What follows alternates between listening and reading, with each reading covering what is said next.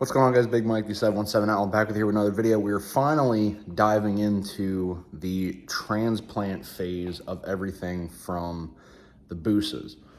So biggest thing here today, we're gonna try and get the arms swapped between the two bikes. Try to get the front wheels swapped over because the front wheel on the pink bike is the RC comp wheel that I wanna run on the booster this year. Probably gonna pull the turbo, the header and everything off. I might swap the oil pans. I'm not 100% sure yet on swapping it because I have to get a bung in the DME pan to allow for the turbo drain. And if we get the chance, we're gonna swap the clutch and the ride back device over. Not too sure if that's gonna happen or not, but the biggest thing that we're gonna be doing is the swing arms and some of the smaller stuff. So let's go ahead, dive into it, guys. Everybody's already on their designated tables, which I don't know if you can tell, this thing barely fits on this table, but we're gonna go ahead and start getting stuff swapped over.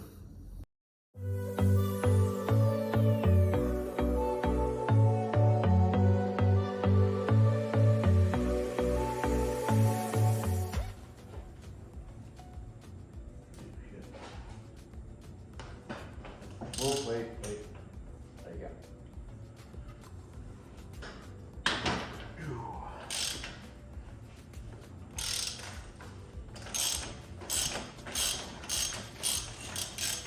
Good. That's off. Pulling that off.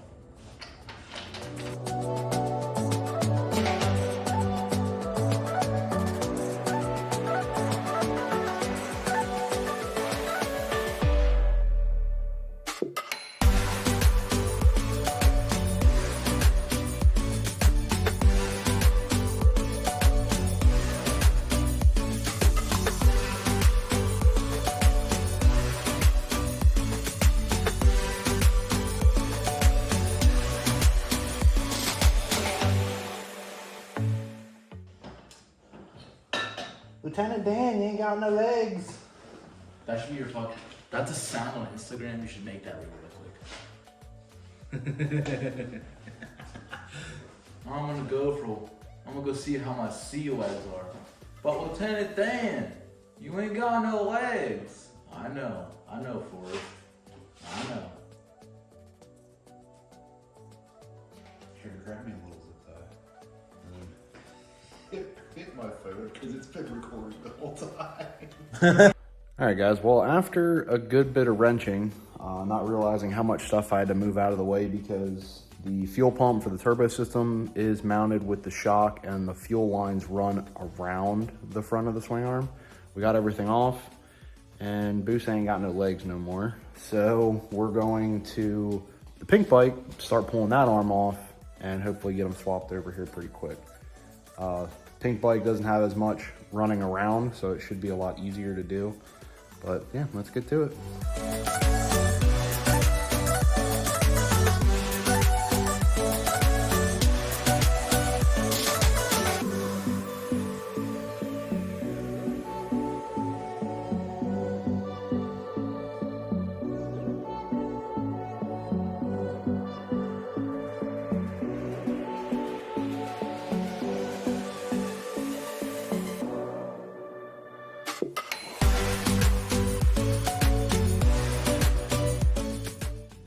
All right, guys, well, thanks to Brad and Mick, we managed to get the arm swapped out. The rest of this I should be able to do on my own, but I think the wheelbase is pretty good.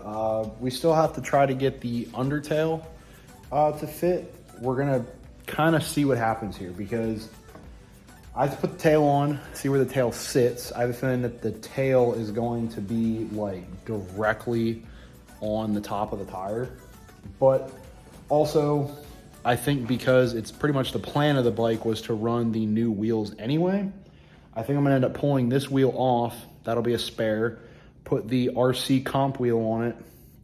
We might pull the bike off the lift and try to get the front wheel swapped over from the pink bike over. The pink bike looks so weird, guys. Like the pink bike with that tail, I have a feeling I might try to lower like lower this down a little bit more, but it looks so weird. Luckily though, for, like I said, I know this is kind of a timing deal, was this arm was supposed to get sold. The arm on Mickey's was supposed to go on this, so it would be a longer wheelbase. It would just be shorter than what it was when we got the bike. But for right now, she's gonna be sitting like this. The pink bike, because Mickey does not have a trailer right now to haul the blue bike to the track, the pink bike will probably stay for right now. Probably won't be doing much to it. I do have a buddy that has a Gen 1 arm that's the same length that was on this, so I may trade arms or try to do something with his arm, maybe see if I can go pick it up at some point. But for right now, this bike is sitting at about a 60, I think like a 64, 65 inch wheelbase.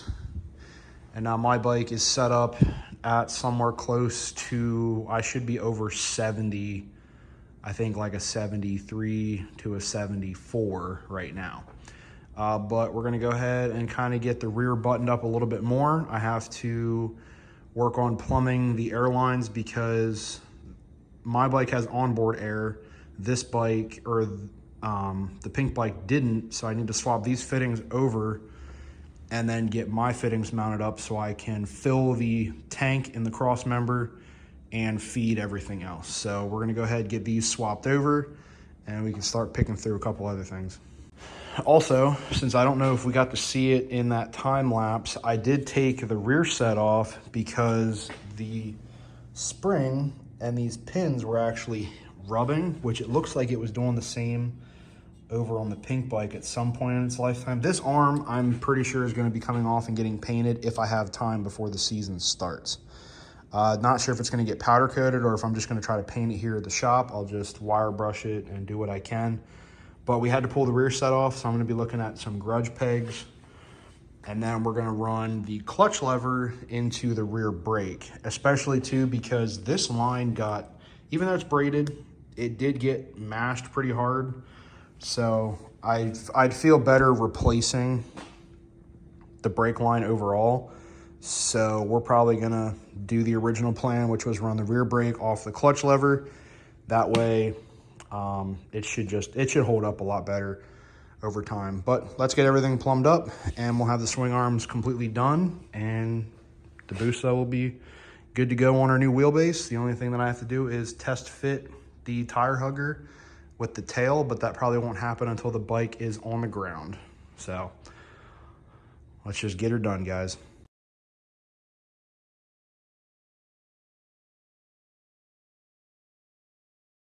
There she is, 74-inch wheelbase.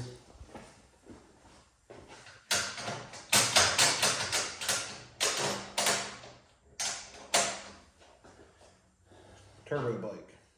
Let's see what she does.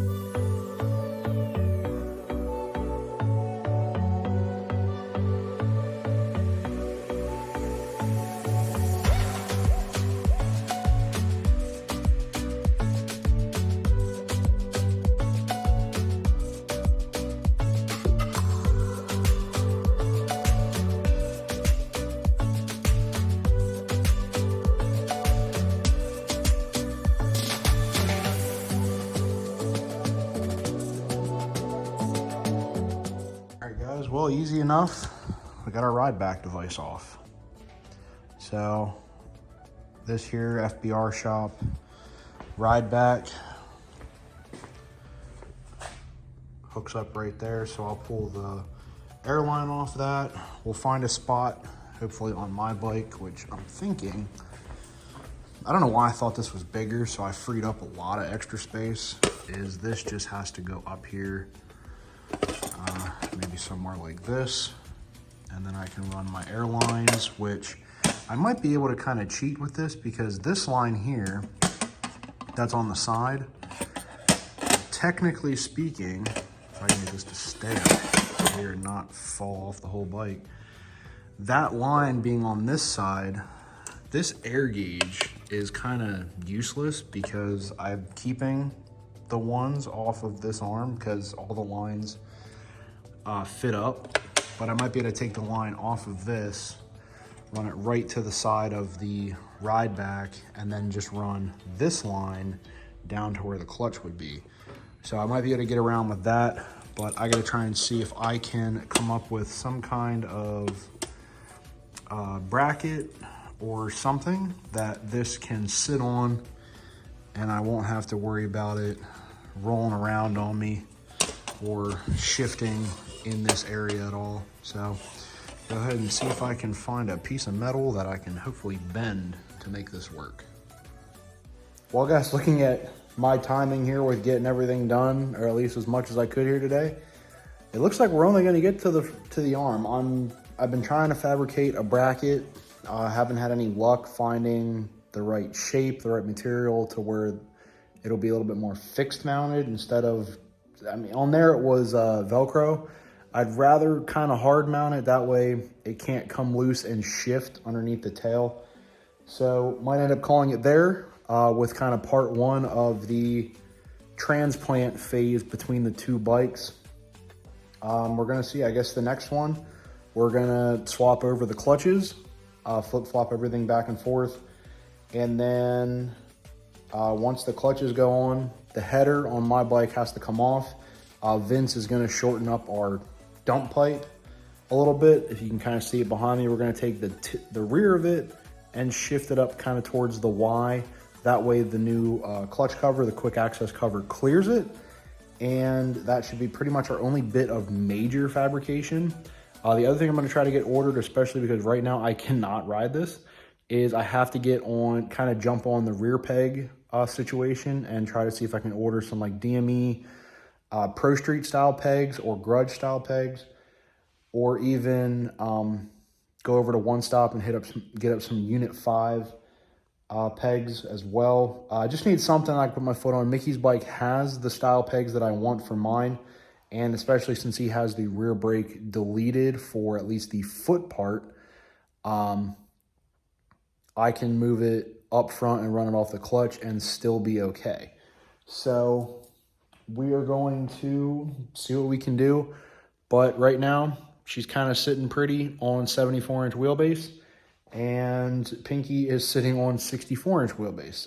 It looks a little weird, but I mean, hey, that's how it's going to go for right now until we can get a longer arm. Either get a longer arm for Pinky or put this arm back on it, and then I'll have a longer arm for that bike. But things are all wishy-washy, but the biggest thing is starting to get this transplant phase done, so that way the Busa is ready to go. The pink bike, I'm fine with that sitting on the side for now.